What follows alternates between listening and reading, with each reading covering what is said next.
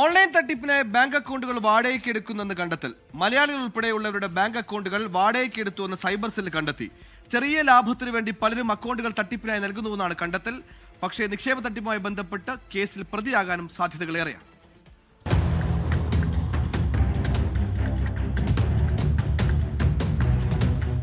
Online തട്ടിപ്പുകളിലൂടെയുള്ള പണമിടപാടുകൾക്കായി ഉപയോഗിക്കുന്നത് ഭൂരിഭാഗവും മലയാളികളുടേതുൾപ്പെടെയുള്ളവരുടെ bank അക്കൗണ്ടുകൾ.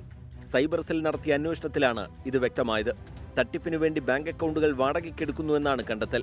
10,000 മുതൽ 25,000 രൂപ വരെ ഇങ്ങനെ വാടക നൽകുന്നു. നിശ്ചലമായി കിടക്കുന്ന അക്കൗണ്ടുകളാണ് കൂടുതൽ ഉപയോഗിക്കുന്നത്. ചെറിയ ലാഭത്തിനു വേണ്ടി ചിലർ അക്കൗണ്ടുകൾ വാടകയ്ക്ക് നൽകുന്നു എന്നാണ് കണ്ടെത്തൽ. പ്രതികളായി മാറുമ്പോഴാണ് പലരും തട്ടിപ്പിന്റെ വിവരം അറിയുന്നത്. കോട്ടയം, കോഴിക്കോട്, കണ്ണൂർ സ്വദേശികൾ അക്കൗണ്ടുകൾ നൽകിയതായി കണ്ടെത്തിയിട്ടുണ്ട്. ഇതര സംസ്ഥാന തൊഴിലാളികളുടെ അക്കൗണ്ടുകളും വാടകയ്ക്കെടുക്കുന്നു. തട്ടിപ്പിൽ വീഴാതിരിക്കാൻ ജാഗ്രത പാലിക്കണമെന്നാണ് പോലീസിന്റെ നിർദ്ദേശം. 24 കോട്ടയം.